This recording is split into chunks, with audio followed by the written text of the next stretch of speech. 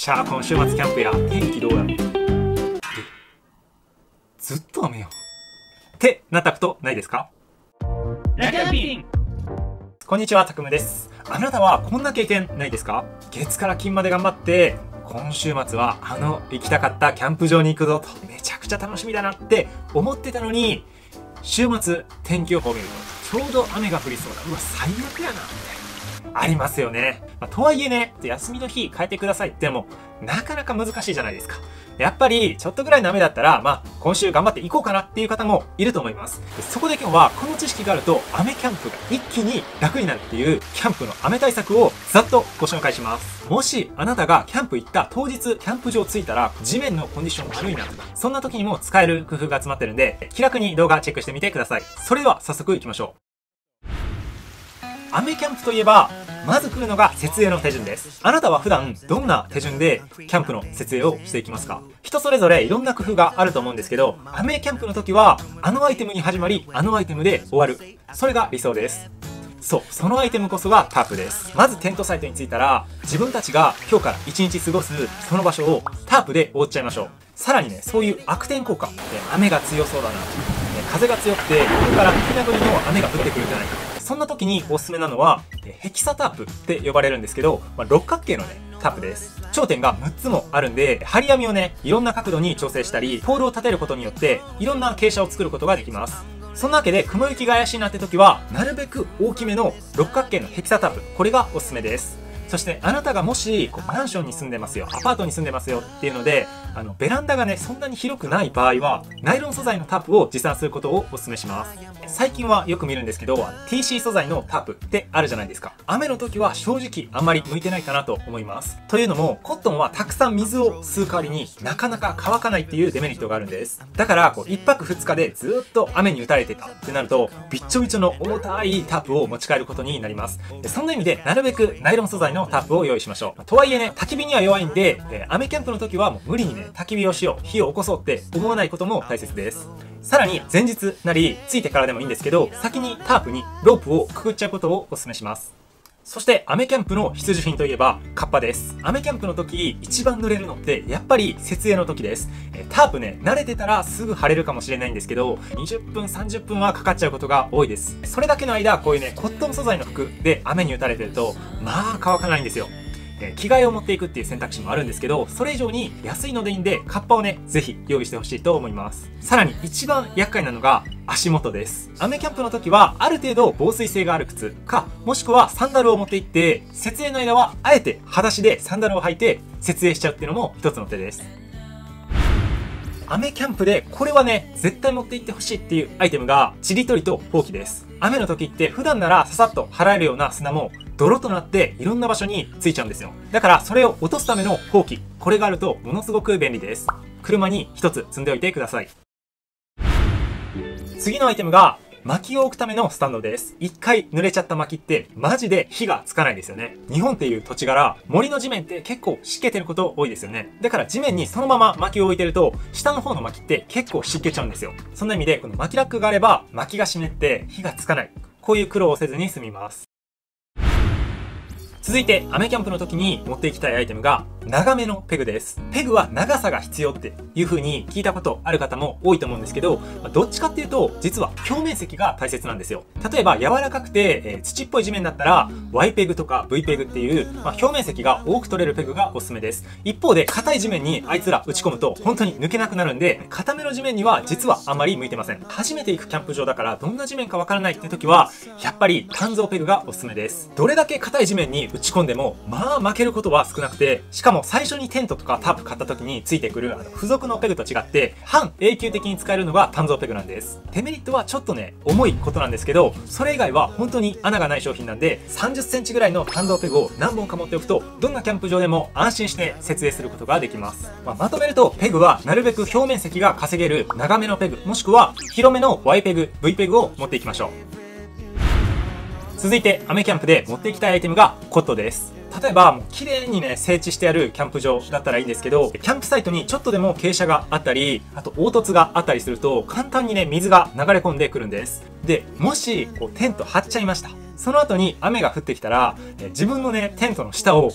川が通ってるみたいな。状態になっちゃうんです。実際僕もグラウンドシートからちょっとずつ水が染み込んできて悲惨なことになった経験があります。そんなわけで雲行き怪しそうだなって時は地面のコンディションを無視して寝ることができるコットがおすすめです。さらに雨キャンプの時に持っていきたいアイテムがこういうねゴミ袋です。雨キャンプの日って、なんだかんだ、いや、もうちょっとしたら撤収しようかななんて、ちょっとね、雨が止むのを期待して待ってみたりするんですよ。でもそういう時って案の定止まないことが多いんです。そうするとね、どこで帳尻を合わすかっていうと、もう最後、荷物を全部車に押し込んで、よっしゃもう帰ろうみたいな。やっつけ仕事になっちゃうことが多いです。そこで泥まみれになったタープだったり、地面に引いてたからべちょべちょになったグラウンドシートを入れるための袋があると、トランクが汚れずに済みます。そして雨の時に持っていきたいのが防水の袋です。スタッフバッグって呼ばれるんですけど、こういうね、防水性の袋があると、絶対に濡らしてはいけないものを湿気から守ることができるんです。代表的なのが財布とか紙類。あとは鍵とかダウンです。このダウンについては、保温着として持っていく方も多いでしょうし、ダウンの寝袋を持っていく方も多いと思います。そこでもう今となっては、これなしでは考えられないっていうのが、こういうね、大型のスタッフバッグです。寝袋、しっかり空気を抜いて、ちっちゃく折りたたんでいくのって結構難しいし、めんどくさいじゃないですか。あの手間を省いて、一気にね、ガサガサって入れれるし、あとトランクの中で、湿った道具の中にポンと入れておいても、全然濡れる心配がないんで、寝袋を入れるための大型スタッフバッグっていうのは、本当におすすめのアイテムです。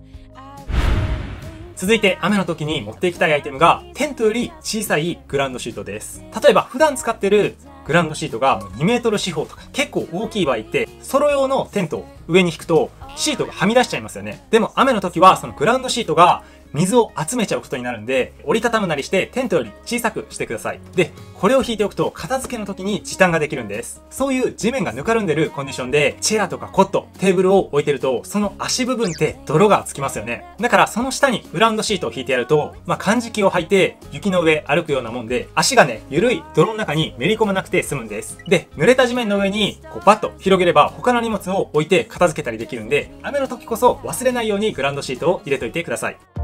ラキャンピング。で、ここからは雨キャンプの設営で使えるテクニックをご紹介します。一つ目は、設営するね、最初の段階。少しでもキャンプサイトにくぼみがあったら、その場所には水が溜まると思ってください。そこを避けて、キャンプサイトをレイアウトしましょう。さらに、雨キャンプでタープを張るときは、なるべく日差しを低くします。で、あまりにきついときは、もう2メートル何十センチっていうポール立ててると、他の場所をどれだけね、低くしても、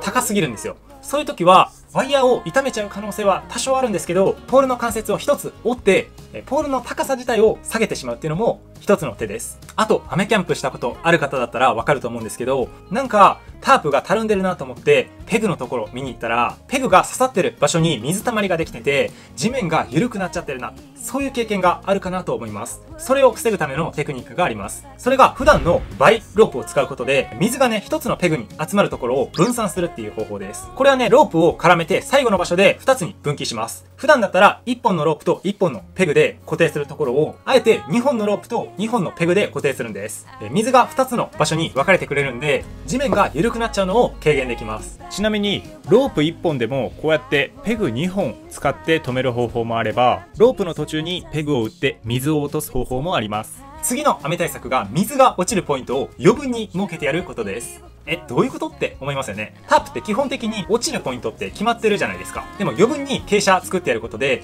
いろんな場所にね、雨水を分散して落とすことができるんです。でもタープについてる歯止め、グロメットって数が限られてますよね。そこである工夫が必要です。僕は石ころをよく使うんですけど、タープの下に石ころをね、入れてくるっとくるむんです。ここにロープを結んでやると余分に一つ針網を設けることができるんです。これで本来なかった傾斜ができるんで、雨水を分散することができます。で、同じことを内側からする方法もあるんです。もし余分なタープ用のポールだったり、ちょっとした木の枝があったら簡単にできるんですけど、タープの内側から枝を立てかけてやるんです。タープ自体を傷めないようにタオルとか、そういう保護剤をかませれば、簡単にタープの形を変えることができます。で、雨対策のテクニック。最後が、アンダーのロープを通すことです。で、このアンダーのロープを入れることで何が違うと思いますか？そう。このロープを張ることでタープ自体がたるんできて水を溜めちゃう心配が減るんです。タープと密着させておくのがポイントなんで、あんまり物はぶら下げない方がいいんですけど、すごい雨が降ってタープに水が溜まっちゃいそうだなって時は、こういうテクニックもあります。ラキャンピング。はい、ということでいかがだったでしょうか。今日は雨対策についてお話ししました。ちょっとマニアックな知識もお話したんですけど、いつどんなキャンプ場でこういう悪条件に見舞われるかわかりません。そんな時はぜひこの中のいくつか思い出して実践してみてください。全然勝手が違いますよ。他にも雨の時はこうしたらいいよっていうのがあったら、ぜひね、コメントで教えてください。それでは今回もご視聴ありがとうございます。またお会いしましょう。